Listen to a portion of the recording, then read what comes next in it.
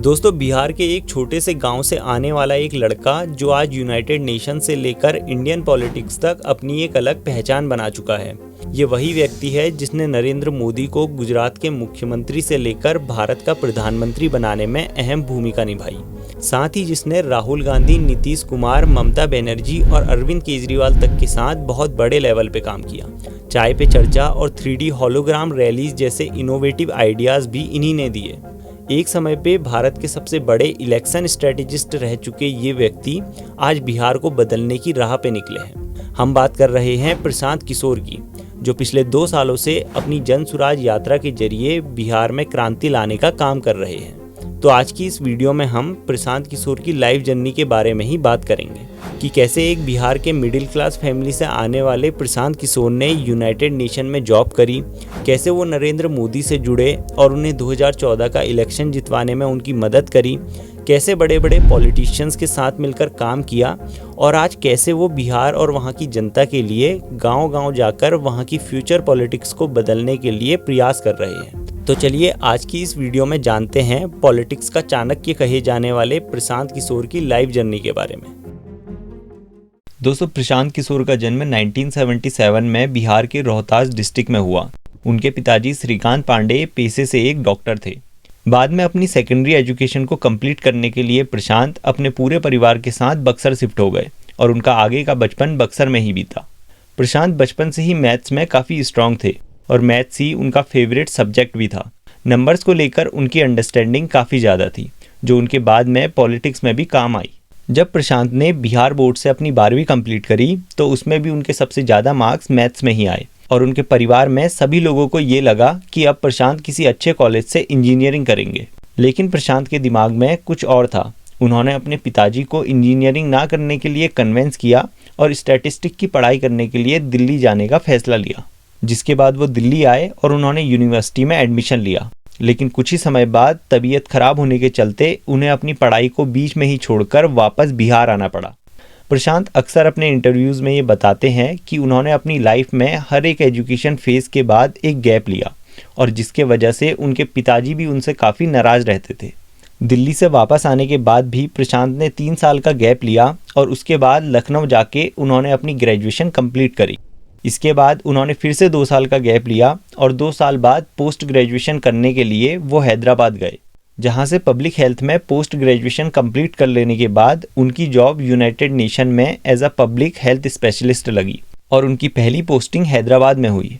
कुछ समय हैदराबाद में काम करने के बाद उन्हें बिहार के पोलियो वैक्सीन प्रोग्राम में काम करने का मौका मिला, जिसके लिए वो काफ़ी एक्साइटेड थे। प्रशांत का जुड़ाव भी बिहार के साथ काफ़ी था। वो पहले से ही बिहार और वहाँ के लोगों के लिए काम करना चाहते थे। प्रशांत अपने काम को पूरी डेडिकेशन के साथ किया करते थे। उनके इसी डेडिकेशन और हार्डवर्क को देखकर उनके सुपीरियर्स भी उनसे काफ़ी इम्प्रेस हुए और 2 साल तक बिहार में काम करने के बाद उन्हें दिल्ली में यूनाइटेड नेशन के इंडियन ऑफिस में काम करने के लिए बुलाया गया। किसी भी इंडियन का यूनाइटेड नेशन के ऑफिस में काम करना बहुत बड़ी अचीवमेंट मानी जाती है।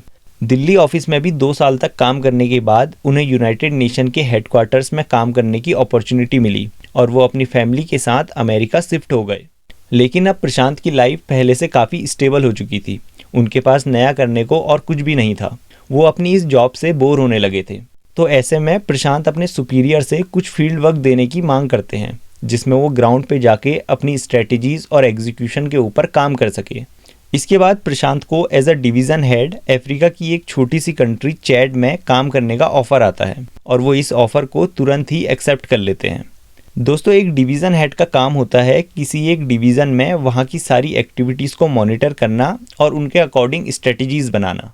जब प्रशांत का अफ्रीका में कार्यकाल पूरा हो चुका था तब उन्होंने इंडिया के 4 राज्यों को कंपेयर करते हुए मेल न्यूट्रिशन के ऊपर एक रिसर्च पेपर लिखा, जिसमें हरियाणा, कर्नाटका, महाराष्ट्र और गुजरात शामिल थे।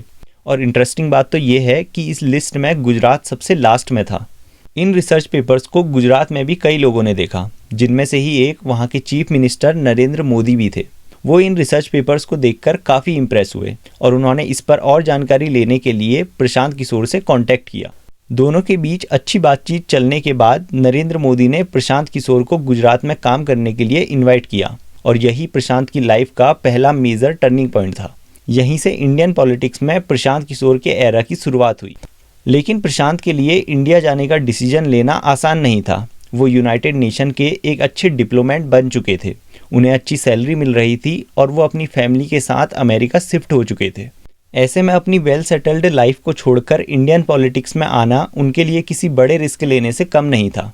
लेकिन प्रशांत का अपने ऊपर विश्वास और अपने देश और वहाँ के लोगों के लिए कुछ करने की डिटर्मिनेशन की वजह से वो इंडिया आने का फैसला लेते हैं और प्रशांत अपनी जॉब को छोड़कर 2011 में वापस इंडिया आ जाते हैं। यहीं से प्रशांत ने अपने पॉलिटिकल करियर की शुरुआत करी। प्रशांत सबसे पहले गुजरात गए और नरेंद्र मोदी से मिले और उनसे पॉलिटिक्स को लेकर कई चीज़ें डिस्कस करी। कुछ ही समय में प्रशांत नरेंद्र मोदी के काफ़ी करीब हो चुके थे।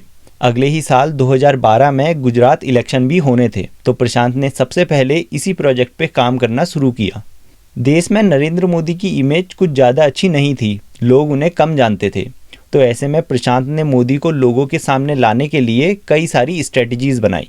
सबसे पहले प्रशांत ने मोदी को सोशल मीडिया का पोटेंशियल समझाते हुए उनसे यूट्यूब, ट्विटर और फेसबुक जैसे प्लेटफॉर्म्स में अपनी बात को रखने को कहा, ताकि उनकी आवाज़ एक वाइडर ऑडियंस तक पहुंच पाए। उन्होंने मोदी के लिए गुजरात में एड कैंपेन्स भी चलाए। साथ ही प्रशांत ने मोदी की स्पीच ड्राफ्ट टीम में भी काम किया। इन सब चीज़ों का बहुत अच्छा इम्पैक्ट इलेक्शन रिजल्ट्स में भी देखने को मिला और मोदी अच्छे मार्जिन से इलेक्शन जीते और गुजरात के चीफ मिनिस्टर बने।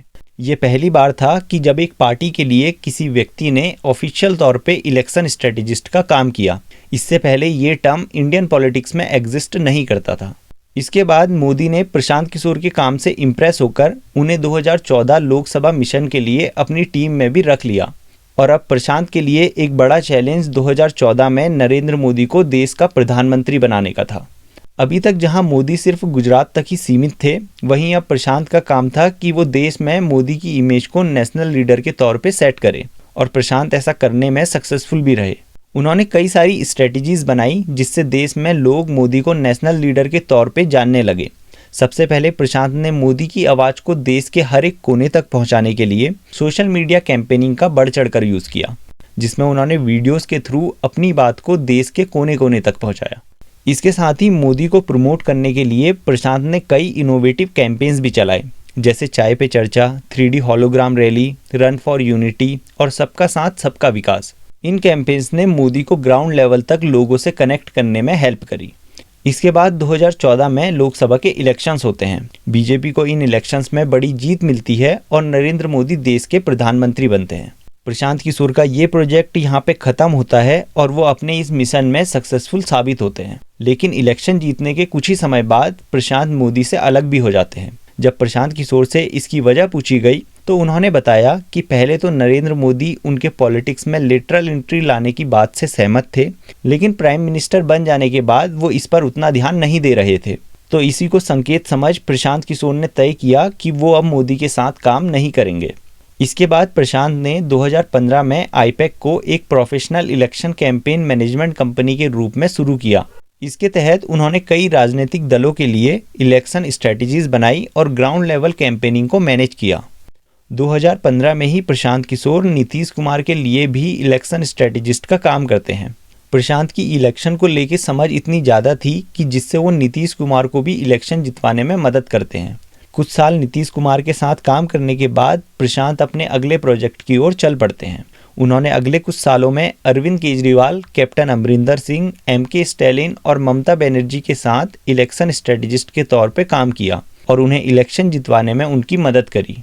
एज अ इलेक्शन स्ट्रेटजिस्ट प्रशांत ने 2021 तक ये काम किया, जिसके बाद उन्होंने ये अनाउंसमेंट करी कि अब वो इलेक्शन स्ट्रेटजिस्ट की जॉब को छोड़ रहे हैं।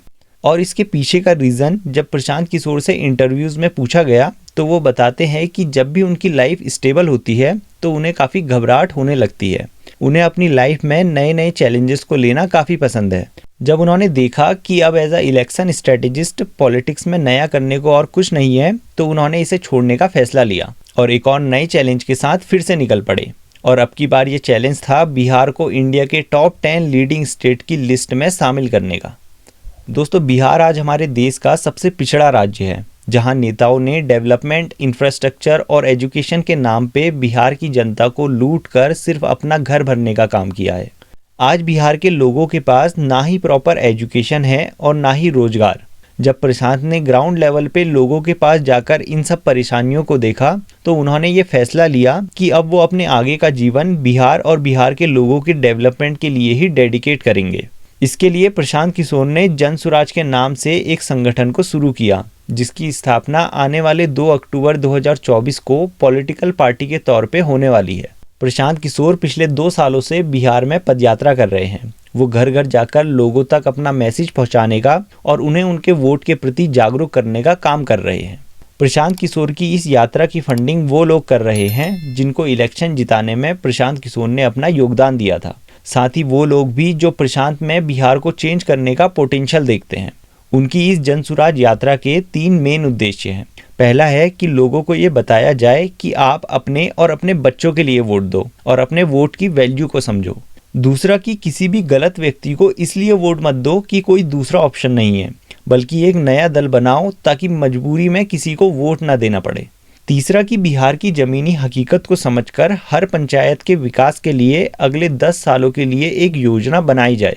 उनका कहना है कि हम इन 3 चीज़ों को ही करने में लगे हैं और जब हम इसमें सफल हो जाएंगे तो दल भी बन जाएगा और उसमें ऐसे लोग भी जुड़ेंगे जो अपने जीवन में परिवर्तन लाना चाहते हैं। अभी प्रशांत किशोर के काम को लेकर कई लोग ये भी बोलते हैं कि पहले तो आप पॉलिटिशियंस के लिए स्ट्रेटजीज बनाया करते थे और अब आप ये क्या कर रहे हो। तो ऐसे में प्रशांत इसे जस्टिफाई करते हुए कहते हैं कि मेरे नज़रिए से इन दोनों कामों में कोई अंतर नहीं है।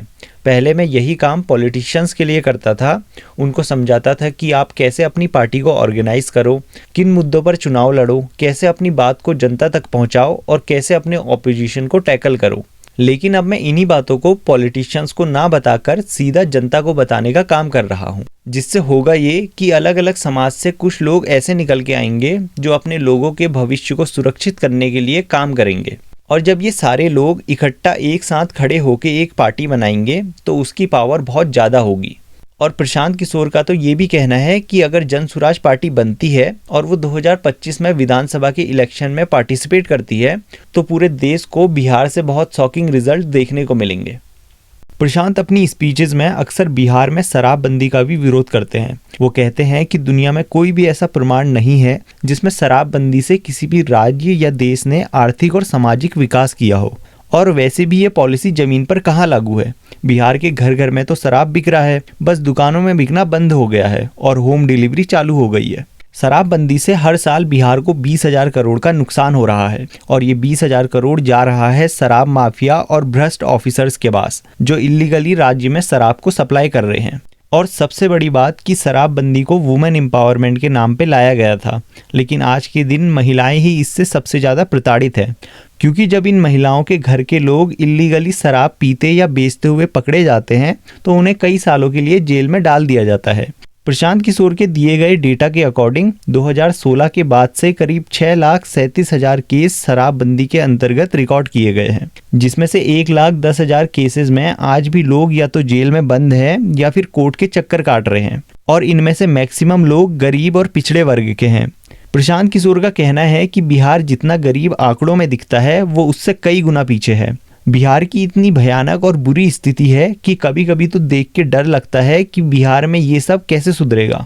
लेकिन इन सब के बावजूद भी प्रशांत किशोर आज पूरी मेहनत और डेडिकेशन के साथ बिहार को बदलने के प्रयास में लगे हुए हैं। उनकी सफल पदयात्रा इस बात का संकेत है कि हमें आने वाले सालों में बिहार में बड़ा बदलाव देखने को मिलेगा। प्रशांत किशोर बचपन से ही महात्मा गांधी के बड़े फॉलोवर रहे हैं और आज भी वो उन्हीं के बताए रास्तों पे चलकर शांतिपूर्ण ढंग से बिहार में बदलाव लाने का प्रयास कर रहे हैं। और प्रशांत किशोर खुद ये बात बोलते हैं कि इस काम में चाहे उन्हें 2 साल लगे या फिर 10 साल, वो अपना पूरा जीवन इसको सफल बनाने में लगा देंगे। और उनका ये विश्वास है कि अगर बिहार की जनता उनका साथ देगी तो एक समय ऐसा भी आएगा जब बाहर के राज्यों से लोग बिहार में काम करने आएंगे। दोस्तों, हमें भी ये पूरा विश्वास है कि अगर प्रशांत किशोर के पास पॉलिटिकल पावर्स आएंगी तो वो आने वाले समय में बिहार में बड़ा बदलाव लाएंगे। आपका प्रशांत किशोर और उनकी नई राजनीतिक यात्रा के बारे में क्या सोचना है, हमें कमेंट सेक्शन में ज़रूर बताएं। और ऐसी ही और वीडियोस को देखने के लिए हमारे चैनल को सब्सक्राइब करें। बाकी हम मिलते हैं आपसे अगली वीडियो में।